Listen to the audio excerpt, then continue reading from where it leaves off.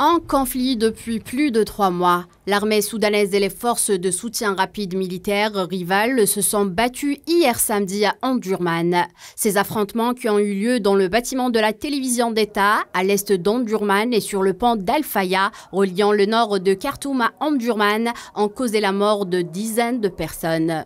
La ville est également une importante base d'approvisionnement des RSF pour transférer des troupes et des armes du Darfour dans l'ouest du Soudan vers des zones périphériques de la capitale. L'armée soudanaise a affirmé que 20 membres des RSF avaient été tués et plusieurs véhicules de combat ont été détruits dans la journée d'hier. Elle a déclaré qu'elle continuerait à poursuivre ses opérations dans la région de la capitale. Le même jour, les RSF ont accusé l'armée soudanaise d'avoir mené une frappe aérienne sur Omdurman et qui a causé de lourdes pertes humaines, notamment civiles.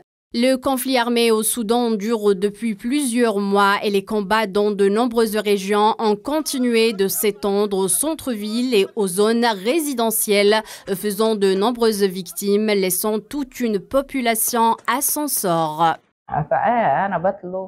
J'espère que les deux parties au conflit vont s'asseoir, parler et demander à la communauté internationale de faire pression sur eux pour mettre fin à ce conflit dès que possible.